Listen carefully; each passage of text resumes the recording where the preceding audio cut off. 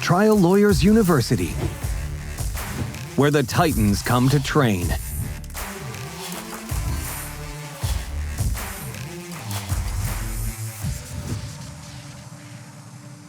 Produced and powered by LawPods. Well, we got Nick Rowley here, and Nick and I go way, way back, all the way back to 2005 at the Trial Lawyers College when I was there at the grad program and just doing whatever we were doing there. And people were like, oh, because Nick was late getting there that year. Like maybe think you were in trial or something. Like, oh, Nick's trial. Yeah, of course. So Nick Rowley's coming. I didn't know you at the time, and people were just talking about you. And really, because like a few people knew you because they, like your friends, like Derek. What's our buddy from Missouri? Daryl. Oh, Daryl Edwards. Oh man, don't we miss Daryl? Ah, yes. Yeah, he was the best guy. Like that's how we ran into each other again back in 2012. We were both at the AAJ in Chicago because we hadn't seen or talked in a few years. And you showed up there, and I was hanging out with Daryl because that was my first AAJ because I had this epiphany that I should become a plaintiff's lawyer. And then we connected there. And then you invited me to come to Vegas to watch you speak at Cala. I think it was maybe your first time speaking at Cala. Does this ring a bell? Yeah. But we didn't lose contact during those years. We met 19 years ago, and we never lost contact. You want to? Yeah, we tried together. We did trials together. Well, but we were doing our own things, and I'm just saying, it's like we had to see each other a long time. And this is when, you were just really starting to hit your stride as far as communicating to juries. You know what I'm saying? So, and I hit my stride way before that. You just obviously you weren't paying attention. You don't have a good. Okay, that could be true. But your stride was just striding. You did it way before. I was a witness to the stride hitting. I remember, because was that Haddock that we had in trial that you did that compilation where you said I can make it look like anything I want? That we played. Do you remember that? I don't. We were doing a trial, and it was like, I think it was a radiologist, and you'd cut up some video of him. Oh, yeah. Was that Rothman? Rothman, that's it. Yeah, Stephen Rothman. And I had a video of him talking to the Oregon Trial Lawyers Association, and he was saying, listen, I can make $1 million case for any of you with my MRI scanner. I can show films and tell a jury anything, and they're going to believe me. And Rothman thereafter, Dr. Rothman, a neuroradiologist, he's passed since, but I never had any problems cross-examining him after that. He actually, I know he was doing some bad work for the defense, but he never gave me any trouble after that day. And I cross-examined him probably 15 to 20 times in my career. Well, it's good that you got him in line there. And that one video compilation, that was good. It was an interesting experience because it was very creative. That was very creative. It caused a little, I remember it created like an uproar, but it all worked out well. But anyway, so Nick, you got a lot going on these days. You're down in Costa Rica. And aren't you in the middle of a trial right now? Oh, we picked a jury in Seattle via Zoom from Costa Rica, and we have to spend a few more days picking that jury. Then we'll have openings on May 20th. All right. And that trial is about what? That trial is about Monsanto poisoning America's public schools with PCBs, polychlorinated biphenyls, which are a forever chemical, one of 11 that have been outlawed in every country in the world. They're bad. You have them in you. I have them in me. We all have them in us. They exist everywhere in the environment. Most animals and birds have PCBs in them. It's a horrible, horrible toxin. And Monsanto knew about that in the 30s, the 40s, the 50s, the 60s, lied about it, covered it up, falsified science, did fake research, published fake scientific publications, convinced the public and the government that there was nothing to worry about.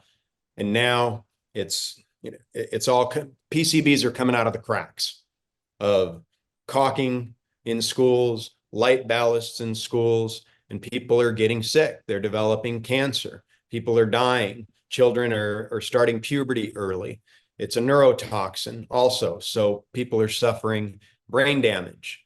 This is way bigger and way beyond Roundup. This PCBs, because it's, it's like, because like you were just telling me about how big it is, and Yep. talking about, and so I know that you in Vegas this year, that you are going to get together with a couple of your folks that you prosecute these cases with do an education presentation, help them understand what's going on in these lawsuits. So tell us what you have in store along those lines. And Sure.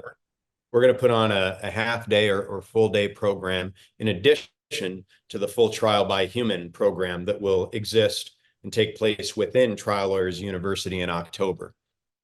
So we'll be putting on trial by human and also doing a couple other programs when you give us time, whether it's 3 hours or 6 hours, in a day, to present on some additional topics. One of those will be PCB litigation and how to slay the dragon, how to take a case against Monsanto, pursue it, work it for years and win. And PCBs exist everywhere in the country. They're in 1/3 of America's public schools, is what our estimation is. So these cases are everywhere, and people need help. But in order to help the people that need help, lawyers have to learn how to do these cases. And we would love to teach them, because we can't do them all.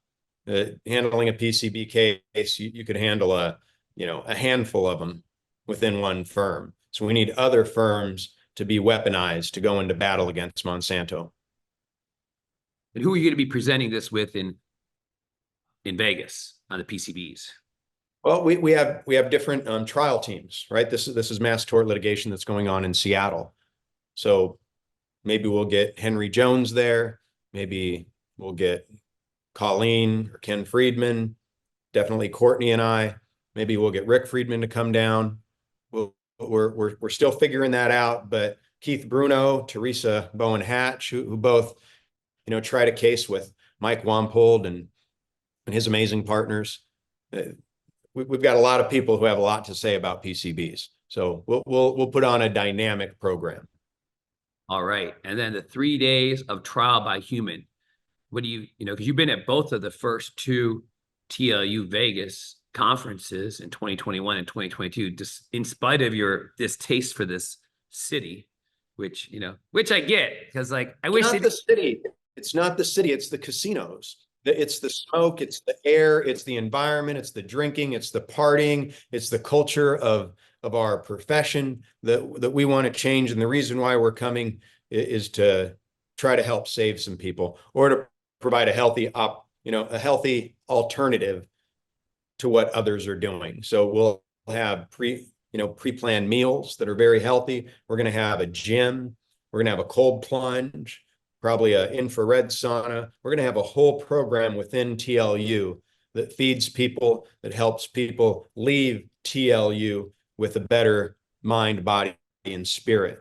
So you're going to be able to actually sign on and become part of a wellness program within Trial Lawyers University. And hopefully that's something that you'll, move forward with and do on your own. We'll set up the framework, because again, we're not big fans of going to Las Vegas because of the environment and where these seminars take place. I do love the Vegas shows though. I actually agree with you about the distractions of the casinos and the nightclubs and the drinking, and and unfortunately, I try to tell people what to do, but not everybody listens to me. I tell them it's not in their best interest. But that's why I'm excited about Huntington. I'm super excited about Huntington Beach because there's none of that there. There's no casinos, there's no gambling, there's no nightclubs. And it's just, the nightclub is within a hotel because we have the entire hotel. So at these events, what we would like to have is a mocktail station. Maybe we could help you set that up. So there's an alternative to drinking alcohol.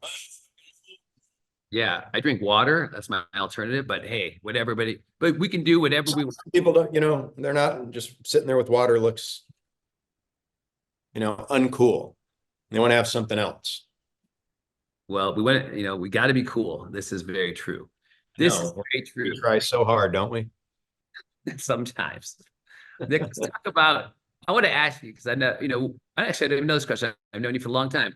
When did you know, or when did you decide, hey, I want to be a lawyer? Like, what was the influence that caused that? Well, I was quite a juvenile delinquent. I was always kicked out of school, kicked out of every school that I went to from the fourth grade through high school. Wait, just tell us, how many schools did you get kicked out of? Fourth grade 1, fifth grade 2, sixth grade 2. So fourth grade 1, 2, 5. Seventh 2, eighth grade 2, ninth grade 1, 10th grade 1, 11th grade 2. So I guess what's that? 18? Like you went to 13 schools in that amount of time? Oh, well, when you get kicked out of one school, you go to another, No, right? I I don't know if understand. I did the math right. You are the most kicked out of school trial lawyer probably in the country, because No, I'm going to do it again. Okay. So fourth grade, I was kicked out, right? Fifth grade, I was kicked out of 2 schools. Sixth grade, I was kicked out of 2 schools. Seventh grade, I was kicked out of 2 schools. So I've kicked out of 1, then you go start somewhere else, right? upward 7. All right. Now we're to 8th grade, 2 schools. Ninth grade, 1 school. 10th grade, 1 school. 11th grade, 2 schools. So what was 13. that? Got it 13. right. First guess. See, it's like I can do math. Very simple math. Very Well, and you got to count summer school and driver's ed. I was kicked out of driver's ed both years. well, you're up to 16. All right. So you had a little trouble with authority, obviously, just a little bit. Just a bit. Actually, what I really had trouble with was kids bullying other kids. I had been bullied, and I got to a point where I could stand up for myself, and I would be filled with rage and anger when I saw other kids getting picked on. So most of the time I was kicked out of school for fighting, usually fighting kids that were picking on other kids or that were just bullies, and then they decided to say something to me. And Well, after getting kicked out of school, you finally graduate from high school? I graduated from a school for delinquents where you just had to read a book and take a test. I was really good at taking tests and really good at absorbing information, learning at my own pace, at a very fast pace, actually, which is one reason why school didn't work for me. School was boring. Like the teacher would get up and teach something. I'd say, okay, I got it. And then they'd keep teaching it. And I'd be, messing around or doodling or doing something else. All right. And so, but you graduated from your alternative high school. I did. And I went into the US military. That was really my option because there was no way I was going to get into college. I didn't have a family that was going to help me with college in any way, shape, or form. I grew up very poor, homeless at times, was buying my own food and clothing as a kid, moving from place to place, completely out on my own at the age of 15. So the military was the way. So tell us the military. I know that that's where you met Jacob Norman, who's your partner now, but tell us about how your military service you think helped shape you into the trial lawyer you are today. Sure. It's discipline, and it's a reward-based system. Really, you work hard and you go up in rank, you get recognized, you know what the work is, they lay it out for you. It's very strict, and everybody's an equal. The other thing is rather than people picking on each other, people are working to help each other. The military was a wonderful experience for me, and that's why my 3 oldest sons are all in the military. How many years did you serve? 6 in total. And that was in the Army? First in the Air Force, just like Jacob, then in the Army. And tell us, and then and you met Jacob Norman, who's a buddy of mine that actually used to help me run my old program, Trojan Horse. He did. And then he came over to Trial by Human. I don't know. It was evolution. You had a little bit, more structure. Look at how we're all doing this. We're just coming back together and things. It's all an evolution of who we are and what we're thinking. So I wanted to become a trial lawyer when I was young, but I never thought I would be able to. I never thought I'd be able to go to school and get the right education. Jerry Spence represented Randy Weaver. For those out there that are young, look up Ruby Ridge. Randy Weaver was got in a shootout with the feds, is the long and the short of it. And the feds were in the wrong. But this was all over the news. There were three things that were all over the news where video cameras were, like live streaming what was going on. There was the O.J. Simpson chase. There was Waco. There was Ruby Ridge. So everybody thought that Randy Weaver was in the wrong, right? That he's the one that started this with the feds. Jerry Spence came in to represent him. And we knew Randy Weaver in our hometown as somebody who was always, getting into trouble in one way, shape, or form. I'd, see him at the barbershop growing up, Farrell's barbershop. My stepdad, who was very much a dad to me, knew who he was because my dad was a sheriff in the neighboring town and had to deal with Randy. I think he arrested him a few times. So this is going on and it's all over the news. And Jerry Spence comes on to TV and he's representing Randy Weaver. He got Randy Weaver acquitted and then pursued a civil case on behalf of Randy Weaver's children and won that civil case and got millions of dollars for his daughters who had their men killed. I started following Jerry Spence and my grandmother, who passed away in her 90s. We come from a small town in Iowa, and she was a nurse. Her husband was a farmer. She would take out clips from the newspaper whenever anything was in there about Jerry Spence. She gave me a couple of his books. So I followed Jerry Spence, and I thought someday maybe I could go to law school.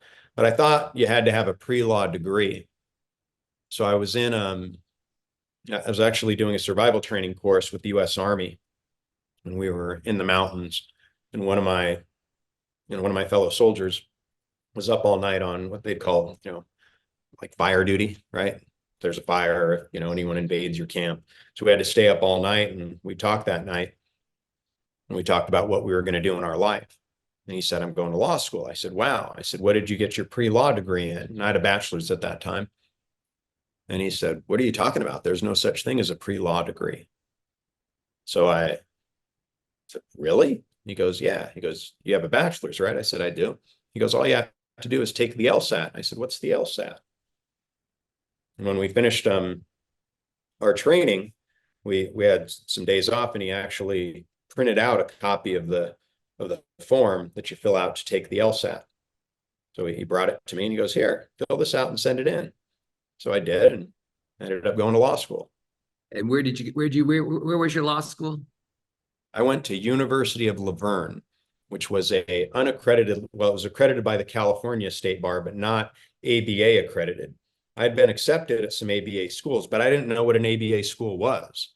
I just decided I wanted to go to law school somewhere that was warm, and there was an Army unit that would take me out in California.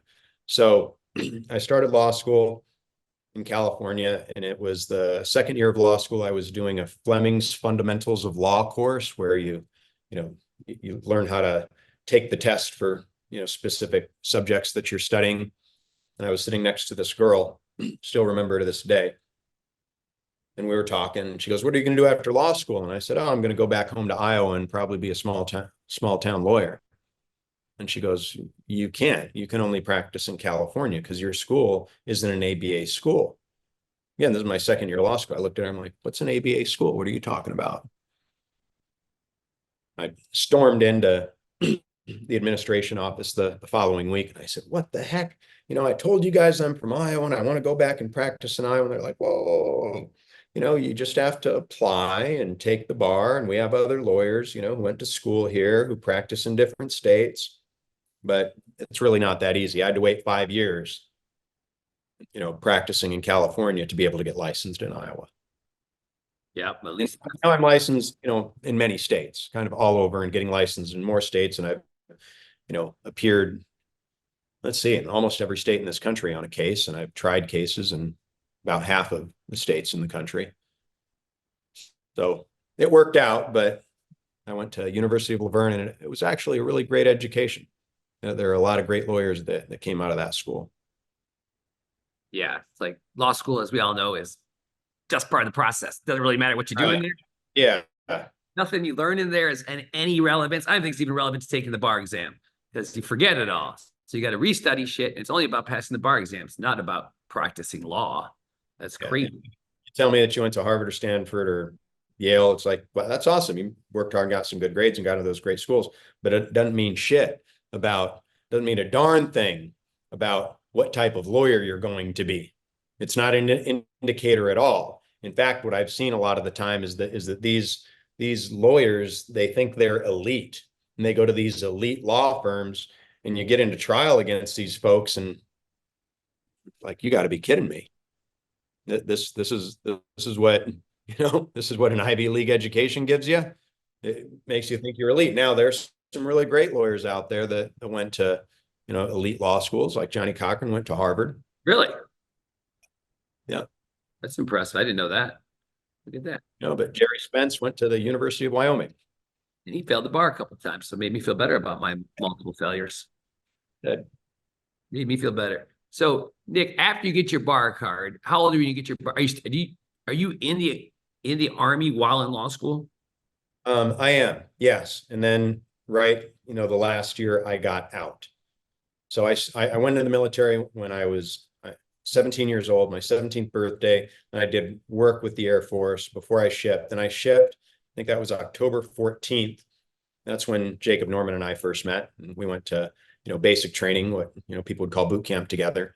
And then, let's see, I got out, it would have been 94, 5, 97, 98, 9.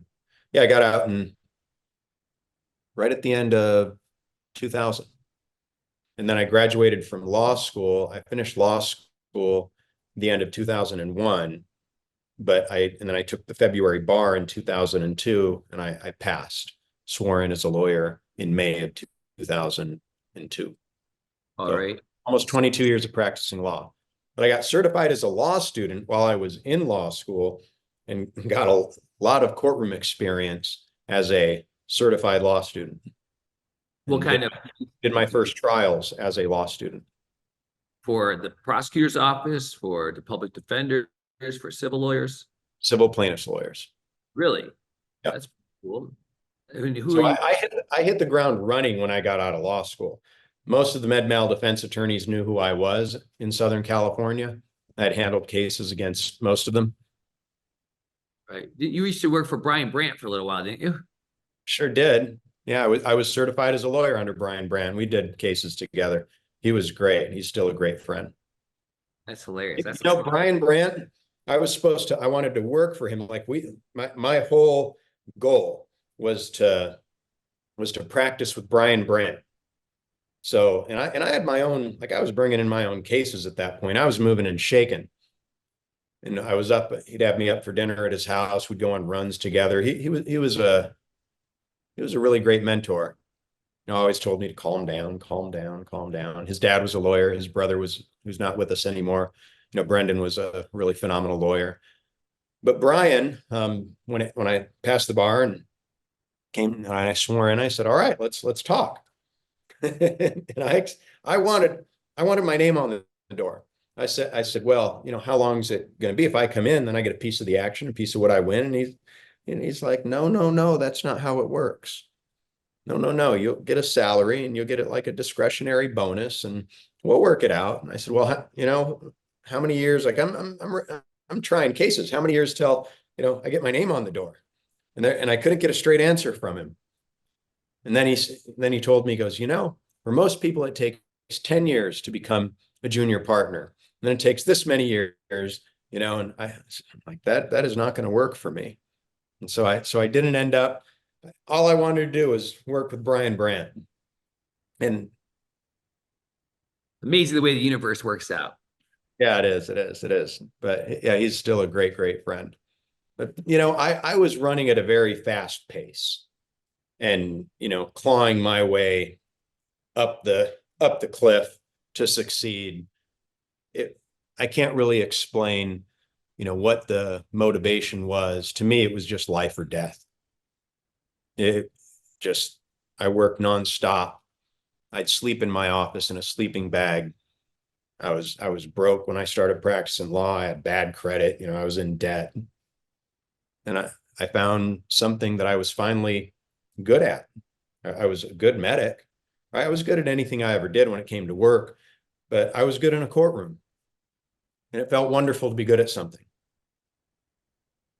So I wanted as much of that as I possibly could. And I think, well, I know that I didn't love myself very much. But being in a courtroom, being able to stand up for people who aren't being treated the right way, who are being bullied, gave me purpose.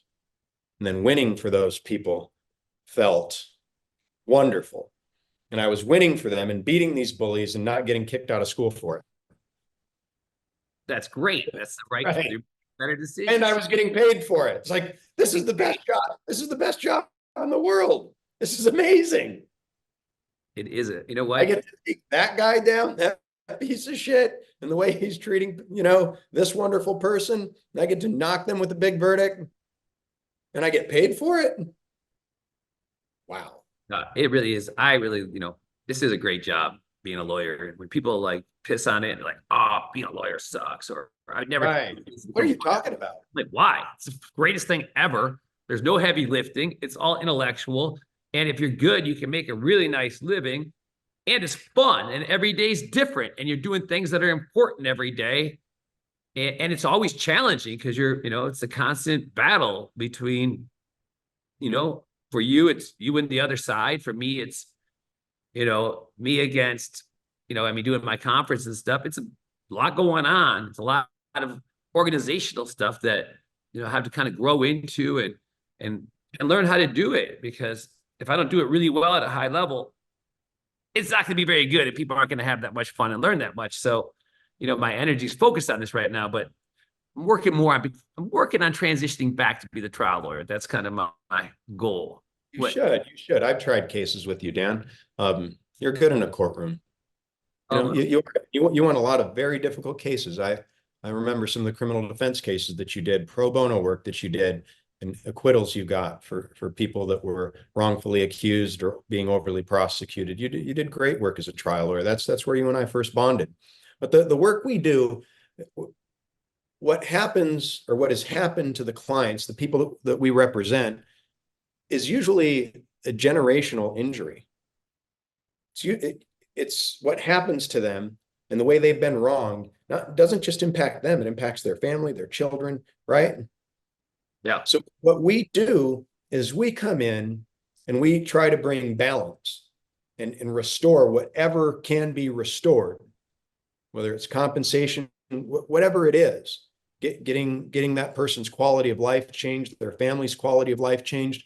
So we are coming in to make a generational impact in a positive way on people's lives who've been, generationally damaged. It's really important work. And corporate America and the insurance companies and the medical lobbies, they want to stop us.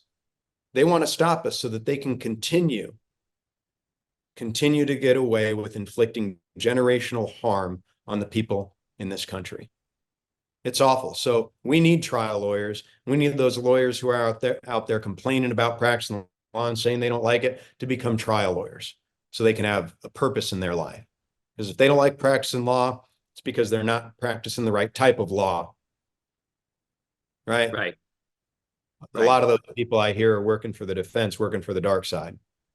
Can't even imagine that job, like not having a client, nobody really cares, and you got to bill hours every day, and you're micromanaged by some corporate hack. Like I really have empathy for those defense lawyers because their lives.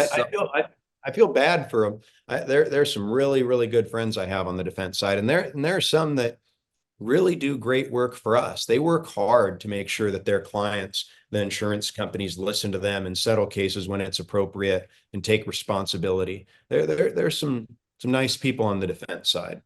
And then there are some who are nice people and they've been put into a mold where they're forced to do bad things because their income, the bread they put on their table depends on it.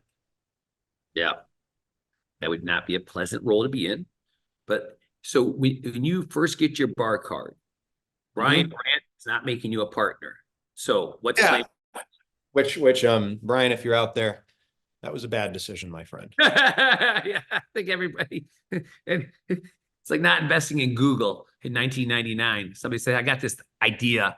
You want to put 50 grand into it? It's only be worth a Right. 10 years later, but all I wanted was a $10,000 a month base and, get cases to try. That's it. That's it. that's, you know what? These are decisions that help you put in a position to do decisions that are probably better for you. And so you don't get worked with Brian. So where do you start out? So I start out working at a firm called Patterson, Rittner, Gartner, and Jurich, which was a med mal defense firm. But I was allowed, I worked under Wild Bill Rittner, who passed last year, who was another mentor of mine. His son Rod is a partner of mine in Trial Lawyers for Justice, who lives in Iowa. But they allowed me to take as many non-med mal plaintiffs' cases as I wanted. And any med mal case against Kaiser, since Kaiser wouldn't send the law firm any business. So I had a caseload of about 40 to 50 cases within a year and a half. And I was making money for the firm, for the clients. I was doing well. And Bill Rittner called me in and said, hey, the firm's probably going to be splitting up. When I retire and Clyde Lockwood retires, Patterson's dead, the other partners don't like each other. So the firm's going to split up. So you should take your cases, go out on your own, keep all the attorney's fees, reimburse us for any costs that we put into the cases. And, we don't need anything back other than our costs, but promise that you'll take Rod with you when the firm splits up. I said, deal. So I took my cases and I started a little law firm called Rowley and Rinaldelli with my good friend from law school who did family law. So he did family law and I did the, civil plaintiffs cases, the, personal injury, medical malpractice, wrongful death. And I did some family law trials and some family law work begrudgingly. I didn't want to, but I'd have to, family law brings in kind of the bread and butter, but then you're stuck with the case for 3 or 4 years.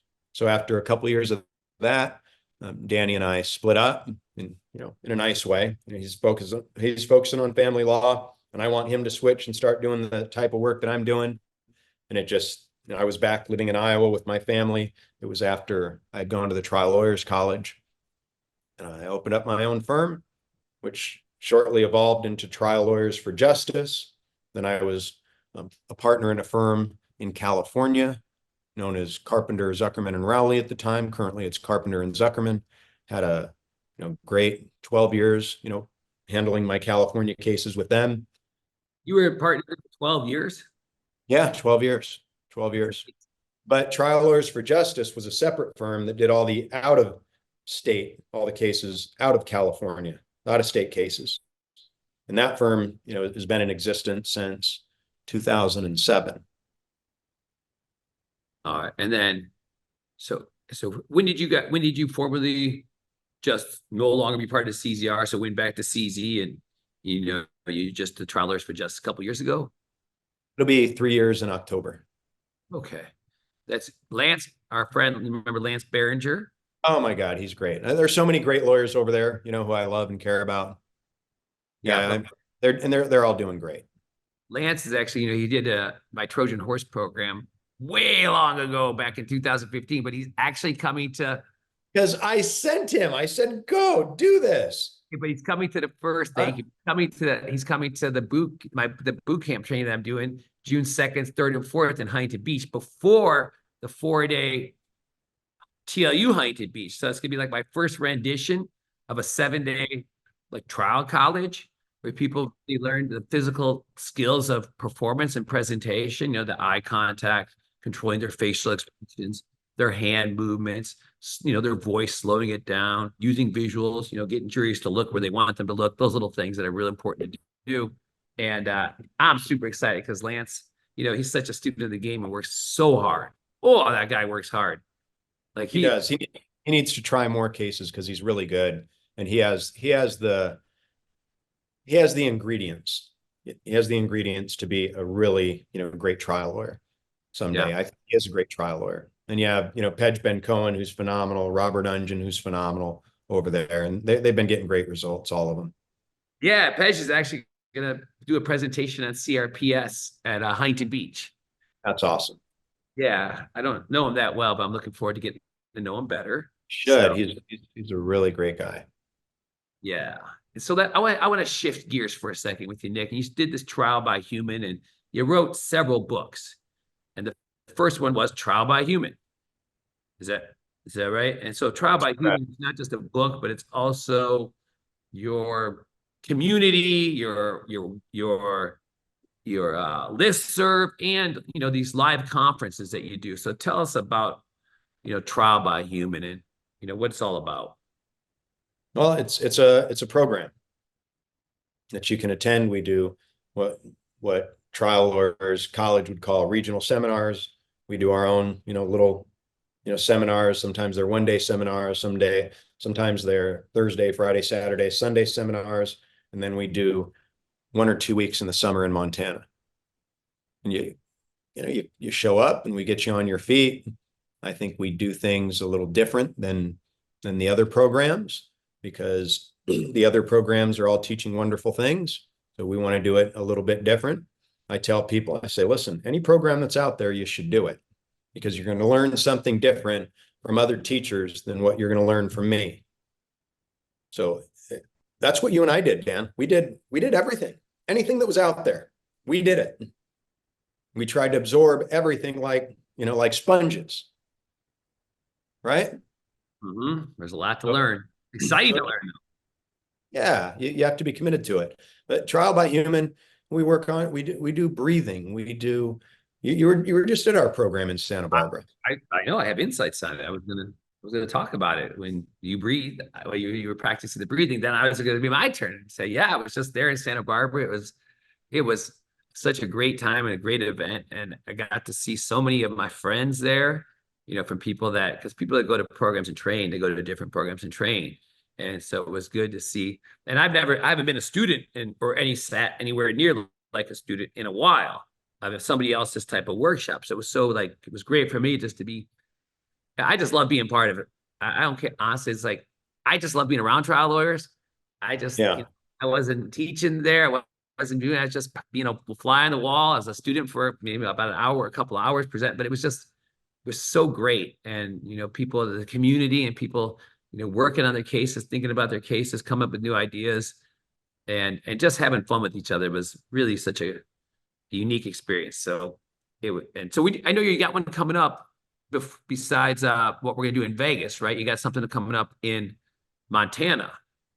Oh, well, first we have Trial by Human program May 30th, 31st, and June 1st in Iowa, in Des Moines, at Fort Des Moines. So you can sign up for that. And then we have a program in Montana. That'll be the second week of August. And then we have October, Trial Lawyers University. So where do people go if they want to get more information or to sign up for these programs? I think it's trialbyhuman.com. You can Google. I'm not really involved with the marketing or how to sign up. I'd have to Google it and figure it out myself. All right. Well, hopefully the people that are listening to this with their advanced doctorate degrees, they can figure it out. But you can email me. I'm easy to. TL4J.com or NCR. NCR at TL4J.com. All right. Then they'll figure it out. There we go. So we had the Trial by Human. That was your first book. I know that you wrote that with your friend Steve Halterman. Halterman. Yeah. And that book was really about my experiences up to that point in time, and how I had, become a successful trial lawyer. I talked about my, the things I had done to become a successful trial lawyer, the lessons I learned, the mistakes I've made, the failures, right? I talked as openly as I could about, who I was and how I came to be, who I was at the time. I'm working on a manuscript now called The Path to Verdict.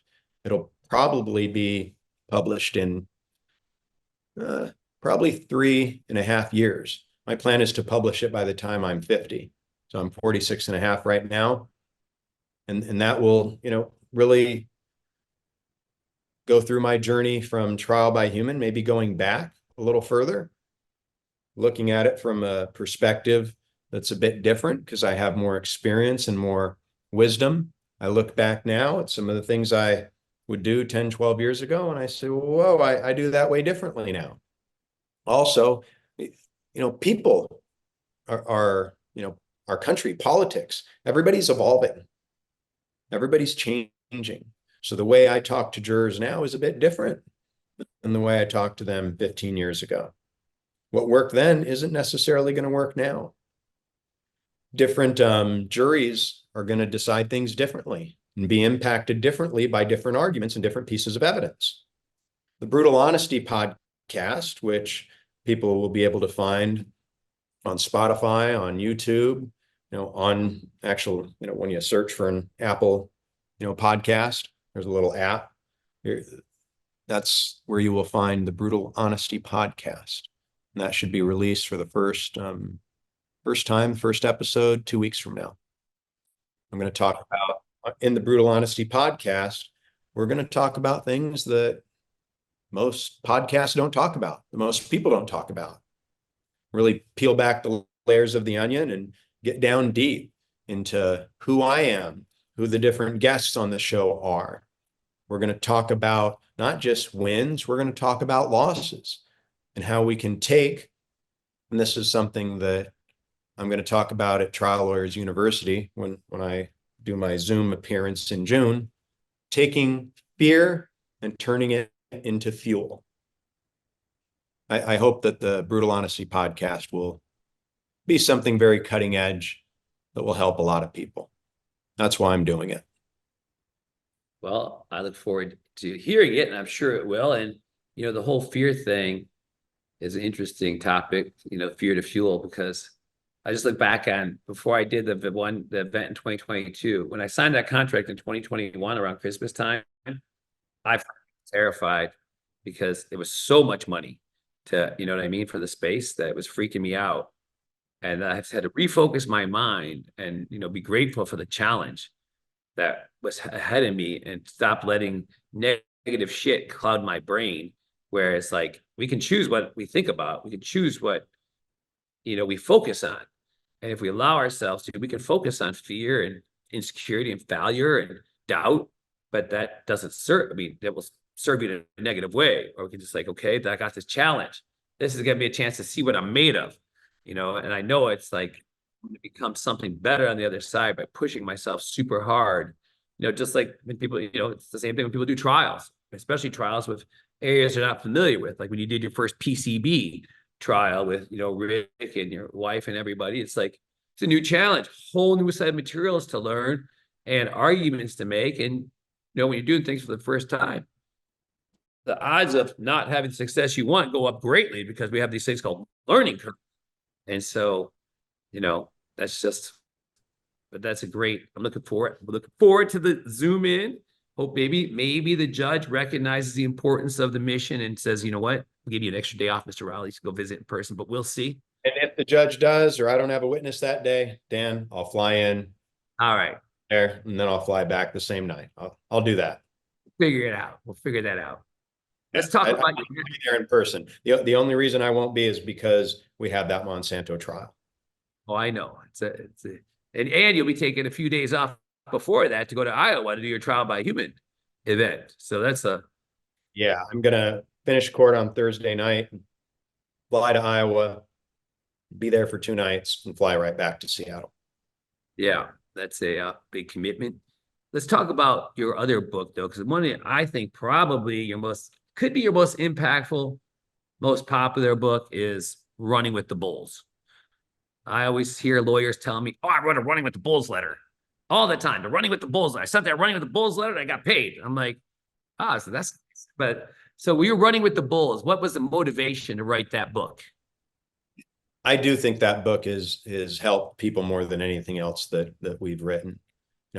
Damages Evolving is the newest book, and that's helping a lot of folks. And wow, what a great honor it was to write a book with Artemis and David Ball and my wife Courtney. That's talk about a dream come true, right? You and I were studying David Ball, back 20 years ago. So that was I even have the book, and I can barely Yeah. read, fairly literate, and I have the book, just so you know. huge milestone. Well, it's going to be an audiobook, and David's actually reading it. Really? Yeah, and his voice is just an amazing voice to listen to. I can't listen to my own voice very long. But Running with the Bulls was a book I wrote because we wrote, I shouldn't say I wrote, we had other contributing authors, and Courtney wrote the book with me. But it was my idea, and I said, we got to write this book. So many lawyers out there don't know how to actually get their cases settled for the full value, for the full amount that they should be getting for their clients. And they're leaving money on the table all the time. They're getting ignored by the defense lawyers. They're talking to the wrong people. They're not sending the right messages. They just don't know how to, present a good case, by way of a settlement opportunity letter. That's an update to Running with the Bulls. We do not call them demand letters anymore. We don't demand anything. It's too demanding. Nobody likes to hear the word demands, even in mediations. The handful that I go to every year, I'll say, what's your demand? I said, I have no demand, but I have a settlement opportunity to present. And doesn't that just sound better? Doesn't it feel better? It really does. If I'm demanding something of you, you're going to say, you know what? Go pound sand. Like, screw you. You're not going to demand anything of me, right? But then if I demand something of you and you say no, we're adversaries. We're against each other. But let me provide you with an opportunity, a fair, reasonable opportunity to resolve this case. Please consider it. There are some consequences if you don't, that I have to lay out, but here's the opportunity, and the choice is yours. Doesn't that feel better? It does feel better. It's better than saying, you know what, you're staring down the nose of a 12-gauge shotgun, and I got one question. For you. You want both barrels, or is one gonna be enough?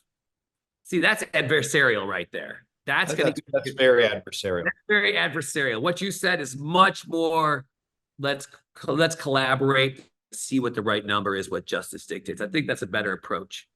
And I have been on the other end of the barrel of a shotgun. Yeah, but that was for a long time, wasn't that? Staring down it. Yeah. No, but I mean, it seemed like for some time before this newer evolution, you would be the guy with the shotgun. You'd be like, oh, okay, that's right. Let the blow off. So just give me the money. Right. Yep. I won't hurt you. And that worked. And it worked well. And Running with the Bulls really, it gives lawyers the courage, I hope, that they need to find within themselves, and gives them tools, shows them how to present a case.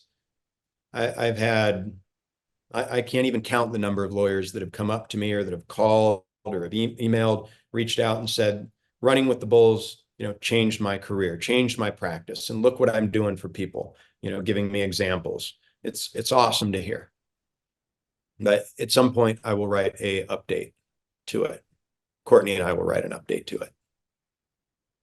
I was thinking about your book on the one you have coming up in 3.5 years. Perhaps we could schedule it. We could do, because like Sean Claggett and John Campbell are doing a book launching party. They're jury ball on big data. So they're doing a book launching party at TLU Huntington Beach, but that'd be just the warm up. Wow. I wrote a blurb and a recommendation for that. I'm going to see if I can find it, because it is, let's see. Okay. I'm going to read what I wrote, which you'll find in the book. So this is about jury ball, and it is a great book. I had the honor and privilege of being able to read it before it gets published. This is my quote, Courtney's quote. We wrote it together. And for those of you who have watched The Mandalorian or will watch The Mandalorian, the first 3 words, "This is the way." Hopefully you'll get that. So here we go. This is the way, a cutting edge must read for every trial lawyer. Jury ball is different than anything shared before. We express gratitude to the Campbells and Clagett's for years of commitment to making justice better and for publishing revolutionary, extraordinary science. We started working with the Campbells because of the Clagett's years ago and have been amazed. Every case is different, but we'll never truly know what is unique and most important unless we do the work to find out.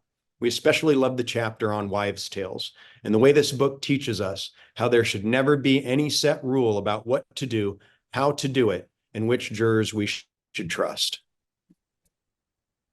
It's a good book. I'm looking forward to it.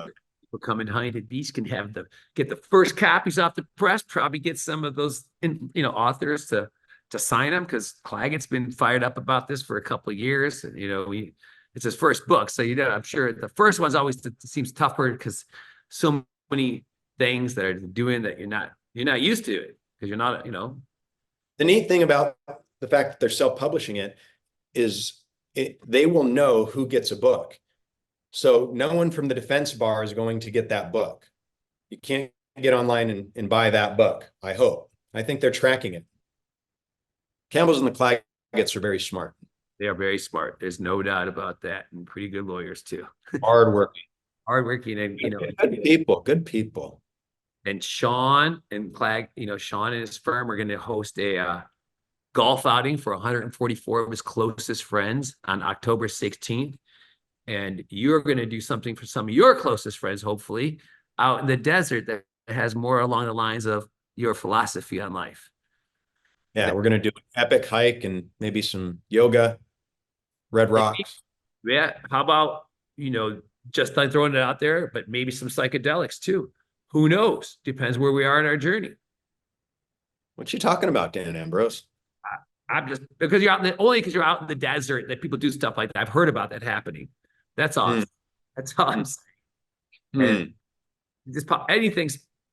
it's all within whatever people's journey. I think doing things to open the mind and the soul, if they're done medicinally, are very important. Doses.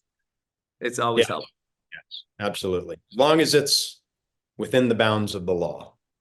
Absolutely. We're always with the law. Yes.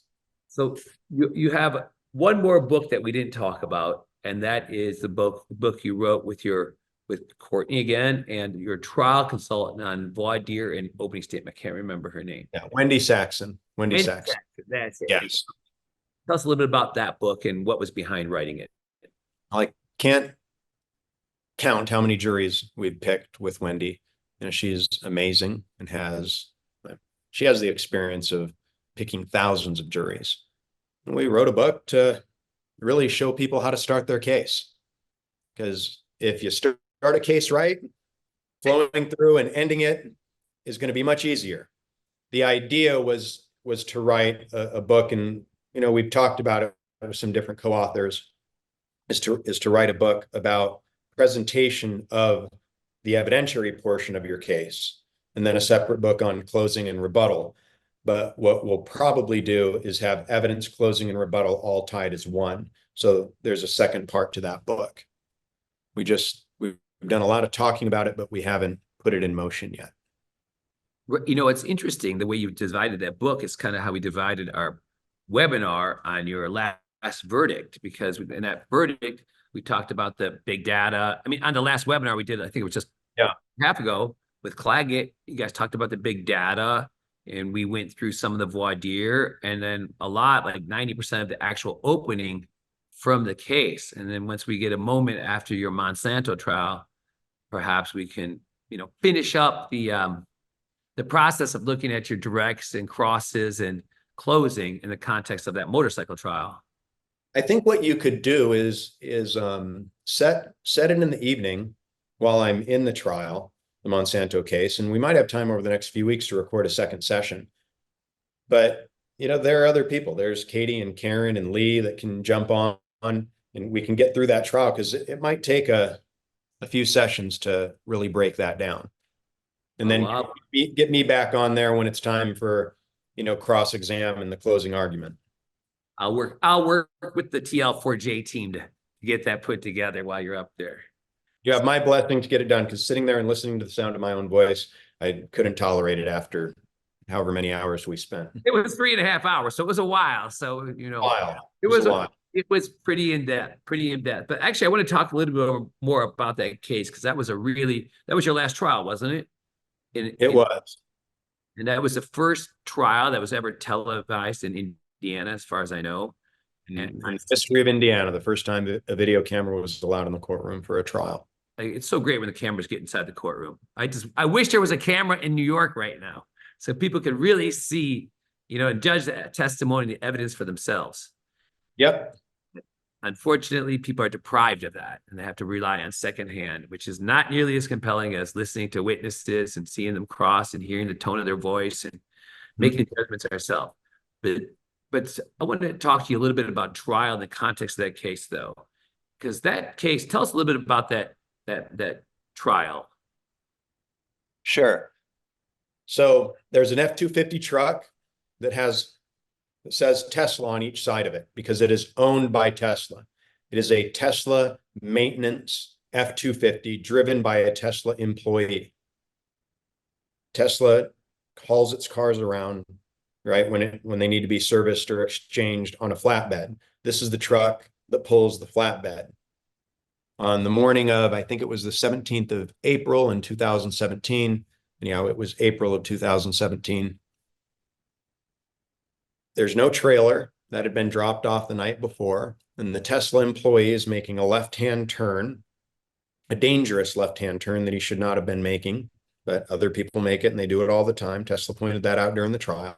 So he's making a left-hand turn across traffic, 2 lanes of traffic that have the right of way to get into a gas station.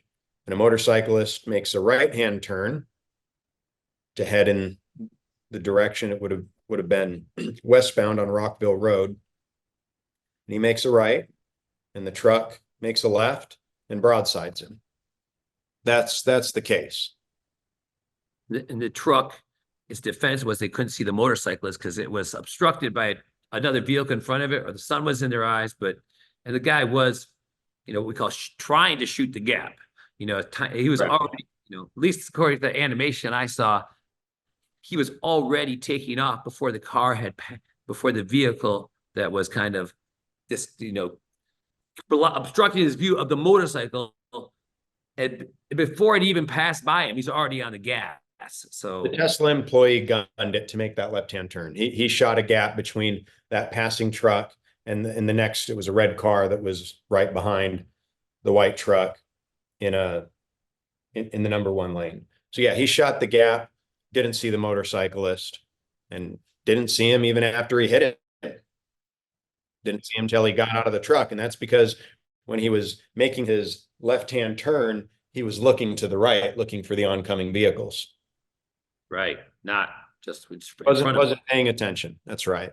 And our motorcyclist, according to even our own experts, was pulled out at a moment in time where he was not visible to the left turning truck, and pulled out at a rate of speed that's 90 to 95% faster than any other person on the roadway. So he got dinged to the tune of 30% for that. And on that one, just to give us a little bit more context before we discuss it, what was your client's injuries? A very severe traumatic brain injury, and his left foot, half of it was amputated. And there were did he have some cervical, brachial, no other injuries? No, he had a pre-existing traumatic brain injury, and he had a pre-existing brachial plexus injury from another accident. And our client was not wearing a helmet. So bad brain injury, no helmet. It would have been a unanimous jury. Well, it depends on who the other juror would have been, but 5 out of the 6 jurors were 100% against Tesla. And 3 out of the 6 jurors were all over 100 million. The 4-person was at 70 million. But the one juror that held the verdict down, and the one juror that pushed for the 30% comparative fault verdict against Chris, our client, was a motorcyclist, or a woman who claimed she was a motorcyclist and came from a motorcycle family, who said in voir dire that the helmet was irrelevant. The helmet has nothing to do with the case. I didn't want her on the jury, but My gut told me we had to have her off. She ended up on the jury. We had some really tough choices to make. And the jurors get to deliberate in Indiana as the case goes on. So in between witnesses on breaks, they get to deliberate and talk about the case. And all throughout, she kept saying, even though in jury selection, she said the helmet's irrelevant. That has nothing to do with this case. She kept saying, well, I just wish he was wearing his helmet. We wear helmets in our family. Going on and on and on. She was horrible. She lied to get on the jury. And I've talked to the foreperson, and I've gone over the trial in depth. She was awful. She was awful and said things that were untrue to get onto that jury, which we've been seeing now. You know, we have Donald Trump who lies. We have people out there that lie and they get away with it. It used to be, I mean, remember Bill Clinton? And he lied? Boy, that was it with him. Now people lie and they get away with it. They lie and they stick to their lie. You know, it's like the Trump thing. He said, you know, he lies and he broke the law. People are like, everybody does that. You know what I mean? Everybody lies. Why is he? They're picking on him. They'll say, but look at the other things that he's done. You got to be kidding me. 20 years ago, if a president, you know, presidential candidate got caught in a lie, they're done. They're done. You would get John Edwards. Right? I know. John, who was it? John Edwards. There was, I think, even John Kerry when he was making his presidential thing with the squid. They swift voted him. It wasn't even a lie. They just repackaged what he said to make it. They just destroyed his career or his opportunity to run for president. So it's crazy. Yeah. But let me ask you, what did you demand prior to, you know, the final demand? Well, I know your demands escalate as time goes up. You raise those demands. I mean, your settlement opportunity. What was your? Yeah. The settlement opportunities. So Tesla had an opportunity to settle for 10 million, then 15 million, then 20 million, then 22 million. And ignored all the settlement opportunities, and it went up from there. And then at some point, I sent him a thing, just said, you know what, you're going to have to pay $100 million to settle this case. And, you know, I sent out emails challenging Alex Spiro, Musk's personal lawyer, who was pro-hocked into the case, to show up for trial, and he didn't show up for trial. So I wanted to try this case. I didn't want to settle it after they blew the opportunities. But after closing argument on damages, Tesla came to us and said, listen, if you give us a number under 10 million, we'll make some phone calls and see if we can get the case settled. So that's the best we got from Tesla. If you give us a number under 10, we'll make some calls and see what we can do. So I never saw an offer on the case, not a single penny of an offer from Tesla. Well, that makes your decision easier. Yeah. So when you stand up for voir dire, tell us about the key issues that you thought you needed to talk to that Indiana jury about prior to deciding whether you thought they were going to be appropriate for your case. How do they feel about motorcycles? Right? People getting on motorcycles. I can tell you how Courtney Rowley feels about motorcycles. She made me get rid of all mine. You remember my Harleys? I remember driving your motorcycles. They were. I love that. I know you always wanted to get on the back and ride. Wanted to, you know, and I'm like, Dan, you know, all right, I'll give you one ride. But no, I don't think you're ever on the back of my motorcycle. But yeah, she said, you're getting rid of those things.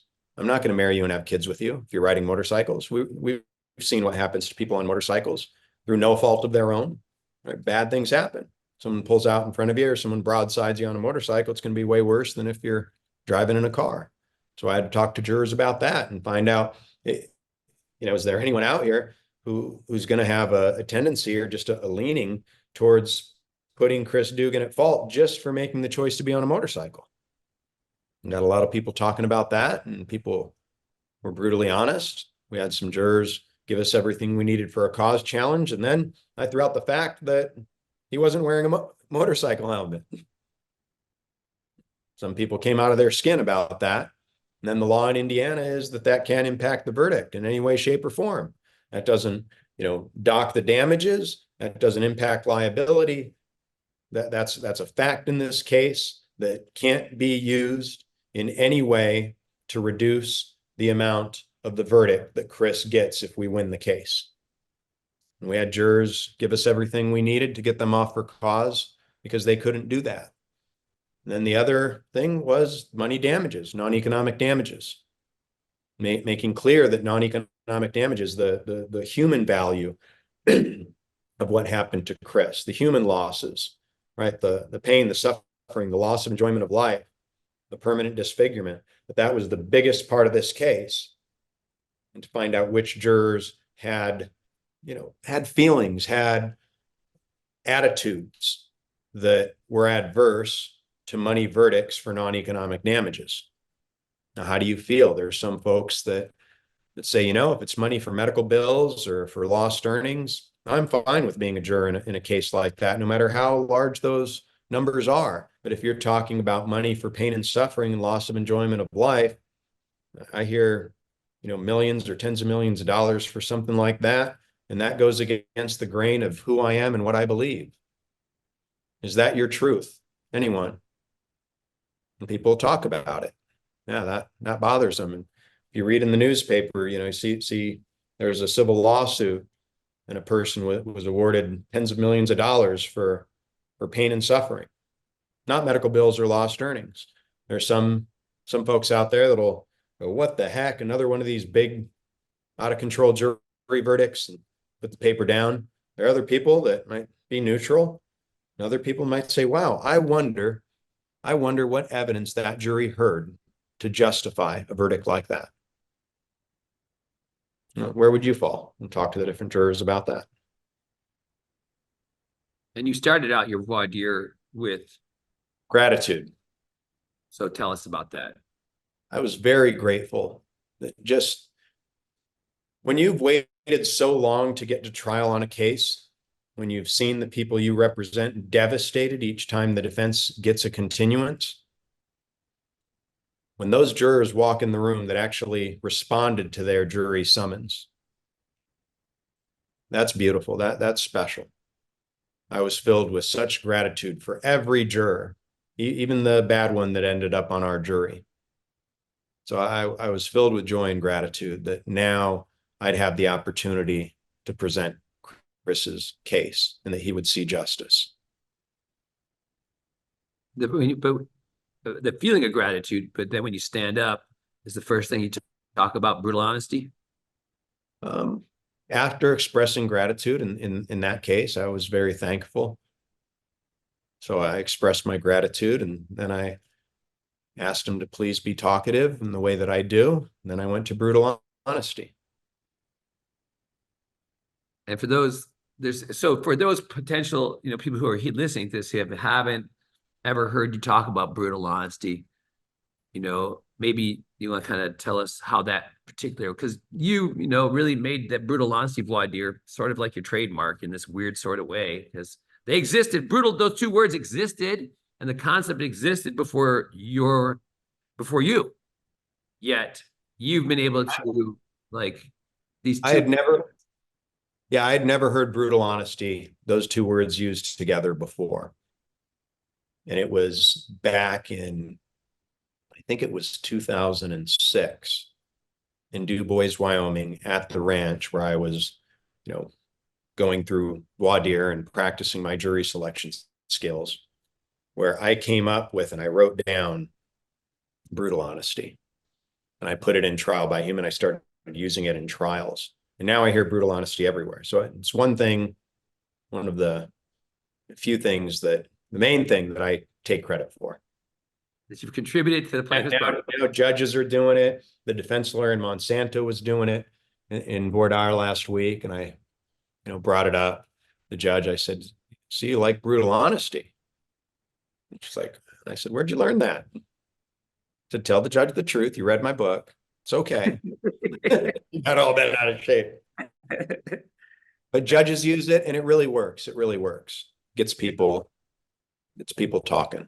They're a real useful tool for a lot of people, because for a lot of people, for most lawyers, voir dire is the hardest and most difficult part of the trial, and yet the most important. And yet they don't, they don't want to practice it. They just hope it comes to them by some type of osmosis, this ability to communicate to the jury. It's interesting technique.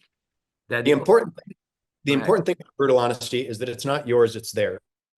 So when you get the promise from the jurors to talk to you, and you've asked them politely to be talkative, then you test that and you put it into action with brutal honesty. So if you're sitting there with a jury, good morning, thank you for being here, whatever else I'm saying, I'm hoping that somehow you will all become some of the most talkative people that have ever been in this courtroom. This is the opportunity to get to know as much as we can about you, and the time for us to make a decision, and importantly, for you to make a decision within yourself about whether or not you are the right juror for this case, or if you have a bias that might impact your ability to be fair and impartial, or an attitude or a belief. So this is the time to talk. And the way I was raised is, if you need something from somebody, is to ask them directly and to ask them politely. So will you please do your best to be very talkative and to talk to me and the court and even the other lawyers who are against me here. Mr. Ambrose? I will. I'll do my best. Thank you. Thank you. And if there's a topic and there's a room filled with silence as maybe a cue to get things going, could I just say, will someone please talk to me? Is that all right? That's all right. Okay.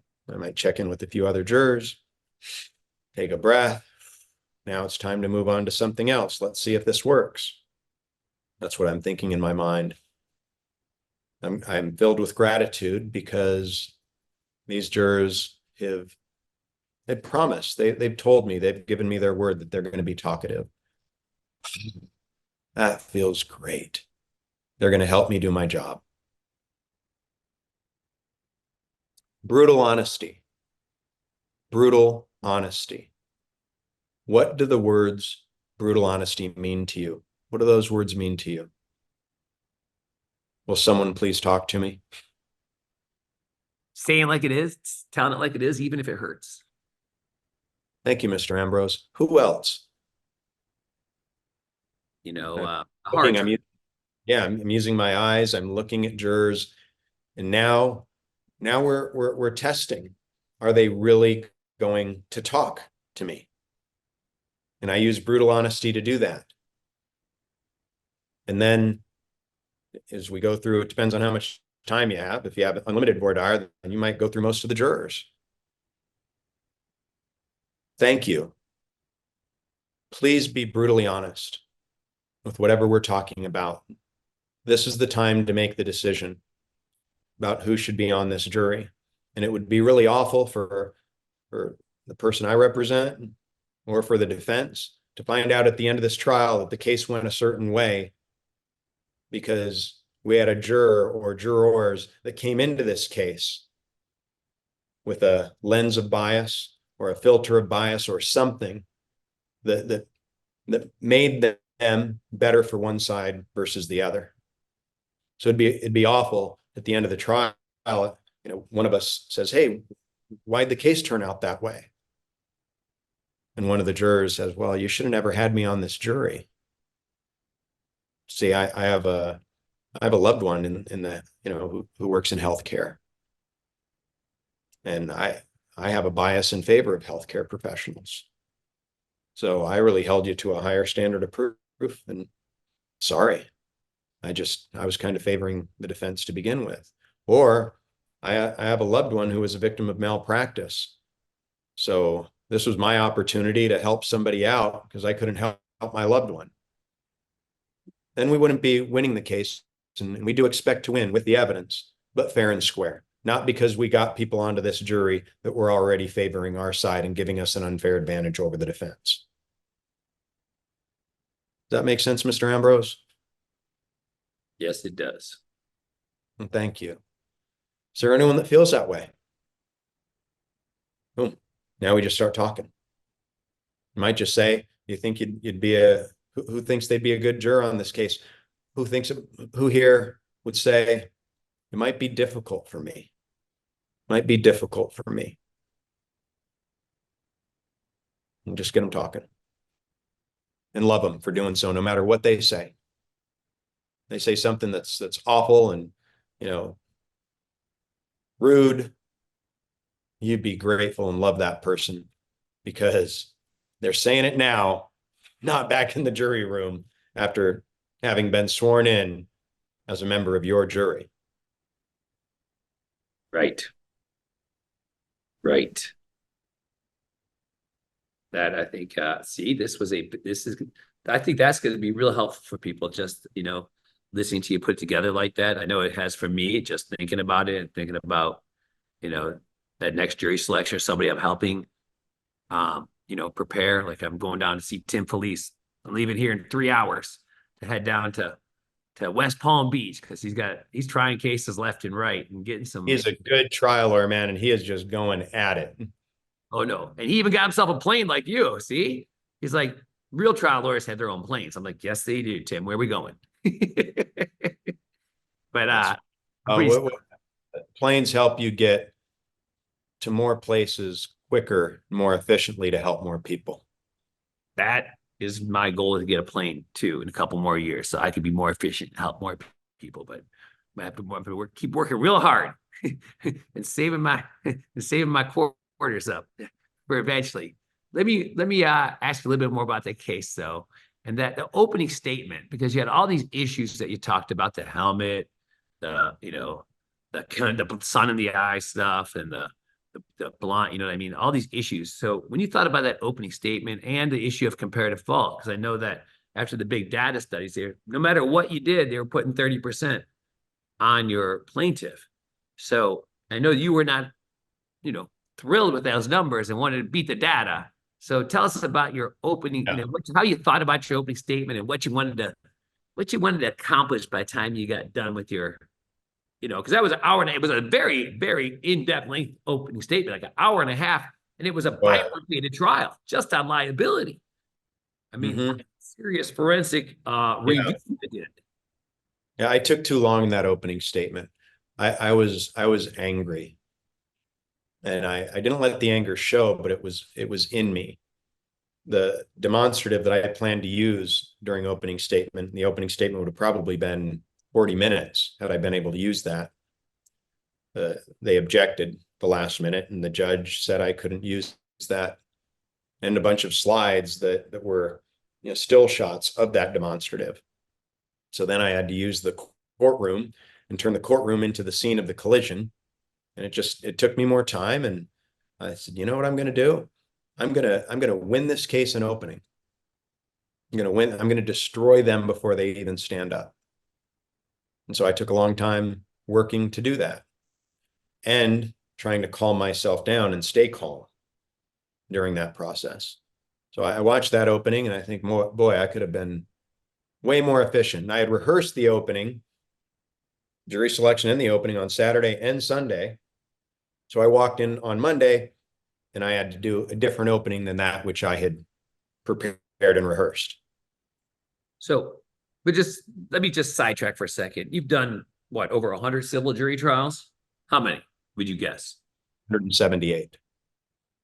178. You're like roughly 178. Not that I'm counting. Just, it's me being funny, but apparently it's missing on you. But the thing is, even after 177 jury trials, getting ready for this one, you still did a focus group to practice your voir dire in your opening 2 days in a row. Absolutely. This is an important case. Absolutely. I make the time, and Saturday and Sunday before trial, I'm able to. That's usually what I do.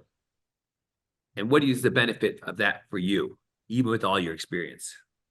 That was the third case I had tried in a 3-month period. Well, in 5 weeks, I tried 3 cases in 3 different states.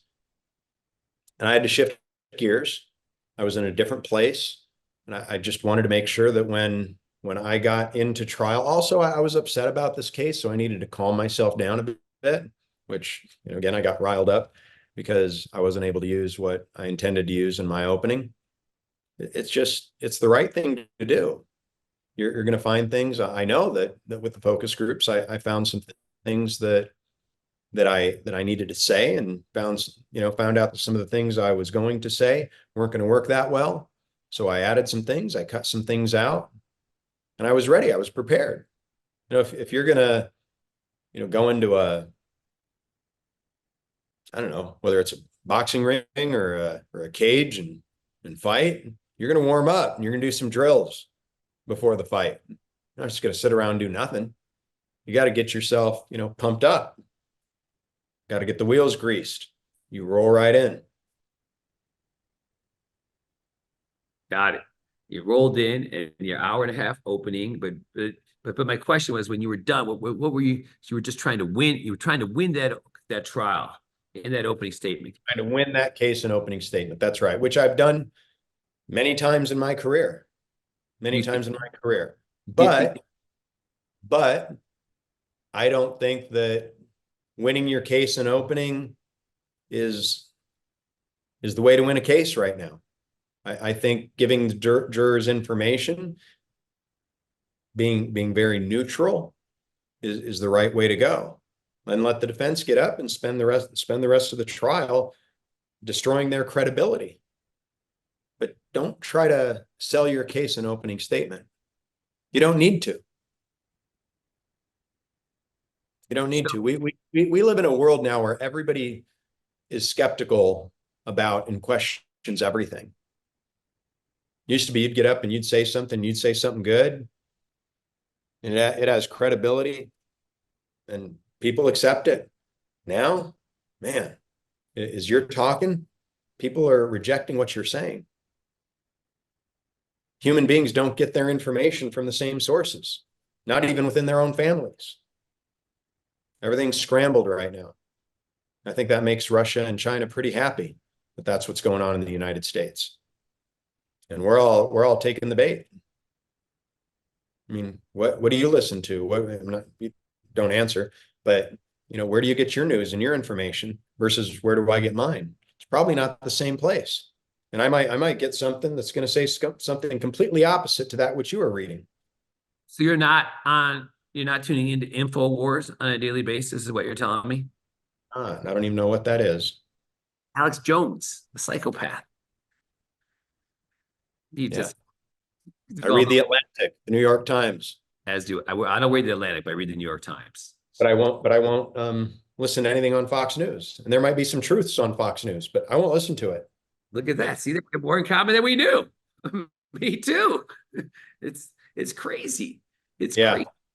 It's crazy. So Nick, we're going to talk about one other topic here. Well, actually, the webinar that we did a couple of weeks ago, if you missed it, it's on TLU On Demand.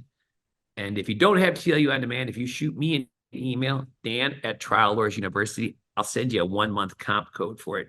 So you can check out Nick's webinar and other things. Because he's got quite a few. There's a presentation with you and Gary Dordick from 2022 when you guys did a live voir dire in Vegas. And and then we did a few other webinars during the pandemic, so that's all there.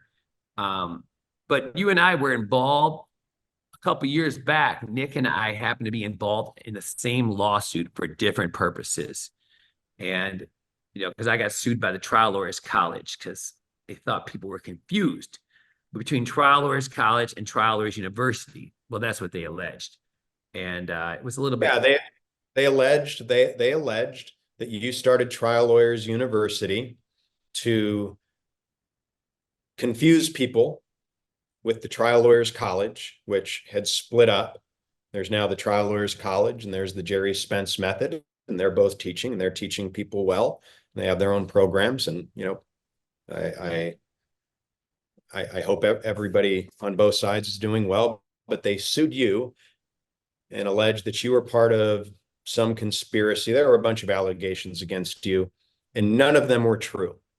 None of them were true. You started Trial Lawyers University during the pandemic, and you were able to reach so many lawyers that would otherwise have had no legal education during the pandemic.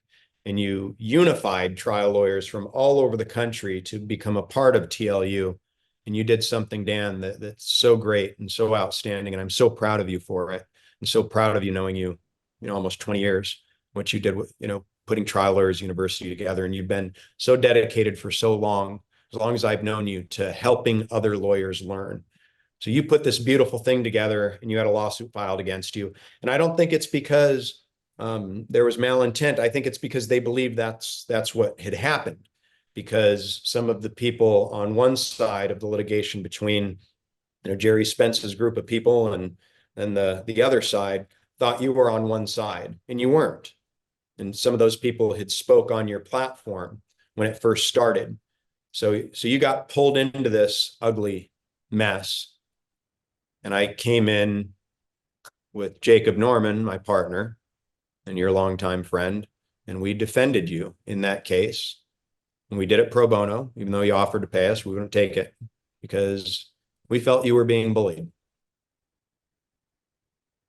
I still remember I was on my way. I was pulling up to, I think when you called me about that, I think I was pulling up to Mike Alder's house. And for some type of, I just remember it just so weird. Like, cause I think that's what it was. And we hadn't talked in a while, and I was real, cause like these lawsuits are expensive. And especially we deal with somebody that has like Trial Lawyers College, that's truly, they have unlimited funds because they're getting so much in donations to spend on legal fees. It's like, like Trump has unlimited funds to spend on legal fees. I wouldn't say that either side of that litigation, you'd be in the middle of it. I don't think either side had unlimited funds. I don't. I think it was a really ugly mess between a lot of good people on both sides. It was just an ugly divorce and breakup. And I think everything's done with that now. And people are doing their own thing, but it was really ugly. It was a civil war between trial lawyers, all across the country that were on one side or the other. It was very ugly. I'm glad it's done and over with. And that makes two of us. It's like it was a little bit of a burden thinking about it and operating. So, and you know what? The Trial Lawyers College and the Spence Method have instructors on both sides who are teaching at each other's programs. Everyone's being kind to one another. So we successfully put an end to it all, with people on both sides working hard to accomplish that. So civility exists again in our national community of trial lawyers. So we should compliment everybody on both sides, because divorces can be ugly, right? And then when people settle things down and they do what's right, especially for the children and the other people involved, right? It's the right thing to do. So good job, everybody. Good job to Joey Lowe, Jerry Spence, everybody on that side. Good job to, John Sloan, who's the president of the Trial Lawyers College, and all the, great people over there. Good job. So here's my last question before we wrap this up, Nick. You've been at this for roughly 20 years now. So what would you say is for yourself, your proudest accomplishment professionally? I know you're a big family guy, but your proudest accomplishment professionally, what would you say it is? Because I know you have a few things. I know you have, because like that I just know of. I don't even know of all your life. I know you helped resolve that conflict with Spence and all those people, and and you have other things that you've done that are rather significant, with the med mal stuff in California and significant verdicts. And so what would you say it is as you search your 20 years of doing this, the thing that makes you smile when you think about what you're able to do? It's been, we're going into May, so it'll be 22 years of practicing as a lawyer. Got a lot of wrinkles here. Sometimes they more wrinkly on one day versus the next. Being down here in Costa Rica, I'm in this humid air. So 22 years of doing it. and then 2 years as a certified law student. What I'm proud of is trying an average of 10 cases per year throughout my entire career, except during the time period that we were in COVID. I tried cases during COVID with a mask. It was the most awful thing ever. But continuing to try, I mean, one year I tried 15 cases, is trying so many cases, all types of cases, and consistently doing that and motivating other lawyers to get out there and try cases. I could say that, helping change that $250,000 cap in California was one of the things I'm most proud of, and I'm very proud of that. And there were a lot of people that were a part of that. We're doing that work in other states to fight tort reform. That fight continues. I'm heavily involved in multiple states right now, fighting those battles. But the thing I'm most proud of is helping other lawyers find the courage and develop the skills to try cases, teaching, and continuing to teach and have a passion for it. That, it's so exciting, isn't it? When you help somebody and they find their voice and they find their courage to go and do something they've never done before, and they have all this insecurity and fear that we all experience, and they find it within themselves to inspire, to find the courage within the fear, and push themselves and discipline themselves because people have no idea how hard it is being a plaintiff's lawyer, to work months on a case and put hundreds of thousands, if not $1 million, and not know what's going to happen, and work their ass off. And especially early, a lot of folks early in their career, they're going to get punched in the face a lot because there's just so much going on in that courtroom. Until you've been there a few times, you can't even begin to fathom it. So it is a great thing to teach. It's, and having the courage to get back up when we're knocked down, when we're beaten and bloodied, laying there, we just want it to all end, finding the courage and the strength to get back up and get in the ring again. That's what it really takes. Being a real trial lawyer doesn't mean you're winning all the time. Real trial lawyers lose cases because they try tough cases. I know. I mean, you have these great victories, but the 3 trials that you tried the last 5 weeks, one of them didn't go your way. Lost. Right? Yeah, got it. Yeah. Right. And that, especially for you, as much confidence you may have, it's still a ding in the armor. It still fucks with your head. That's I had people saying, "Why are you going to try that case? Why are you trying that case? Why are you doing it?" You're that. Excuse me. Why? Why? If I get to a point to where cases are just, beneath me or not big enough for me, then I'm a fraud. And I've turned into that which I have resented. That which I look at and say, come on, you're a great trial lawyer. Get back into the trenches. Get into the mud, get dirty, and fight some tough cases. And all the great trial lawyers out there who I know, Brian Panish, Gary Dordick, could go on and on, Rosh Hamanpour, Carney Shigarian, David D. Robertus, and keep going and going and going. Joe Freed. I could list out all the lawyers that are in my brain.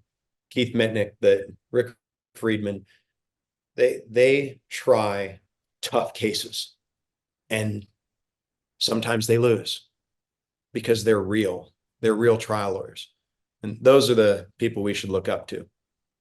And every one of them could just pick and choose what they try, or they never have to try a case again if they don't want to. If it was, they were just in pursuit of the money, nobody would be back in that court with those people that you mentioned. It's about something bigger. Right. It's about something bigger. About something bigger.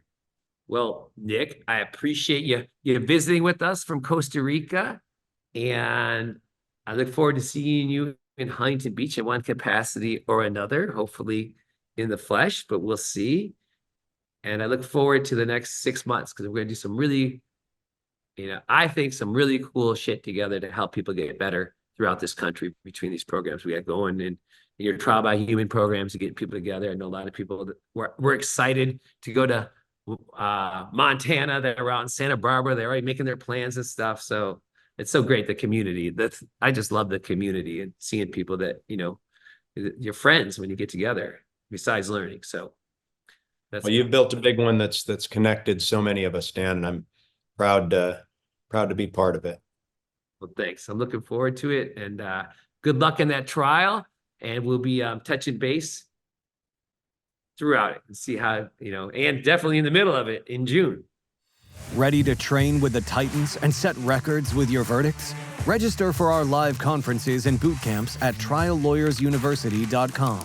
Start getting your reps in before the big event by going to tluondemand.com to gain instant access to live lectures, case analysis, and skills training videos from the trial lawyer champions you love and respect, as well as pleadings, transcripts, PowerPoints, and notes for a roadmap to victory.